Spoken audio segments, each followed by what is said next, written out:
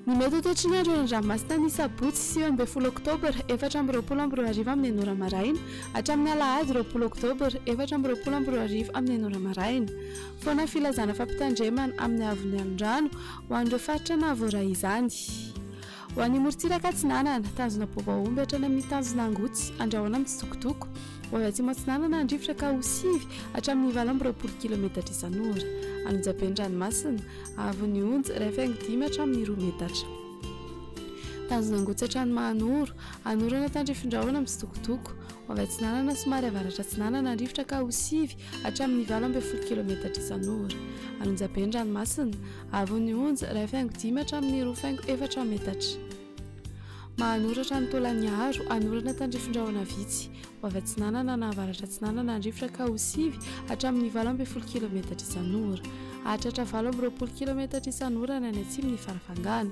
Anonjaben'ny ranomasina avon'ny onjy rehefa dimy hatramin'ny 2 metatra.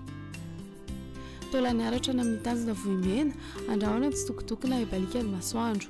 Ho avy Atsinanana andrivotra ka ho 20 hatramin'ny 7 kilometatra isan'ora.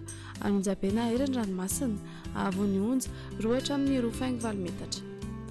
Ho an'ny morontsiraka Andrefana tanjona Vohimena hatrany amin'ny tanjona Kabo andrahoana amin'ny Tsitokotoko na Ibalikan'ny masoandro. Ho avy atsimo na atsimo Atsinanana andrivotra ka ho 20 hatramin'ny 20 kilometatra isan'ora. Anonjaben'ny Aheriny ranomasina avon'ny onjy rehefa 5 hatramin'ny 2.10 metatra.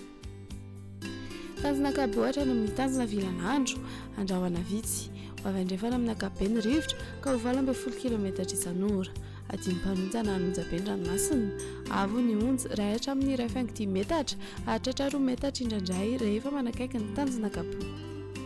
Tanjona Vilanandro hatrany Analalava omaina amin'ny Akabeny. Ho avy andrefana andrivotra ka ho sivy hatramin'ny 20 kilometatra isan'ora. Adiny mpanonjana ranomasina avon'ny onjy 8.5 hatramin'ny 2 metatra.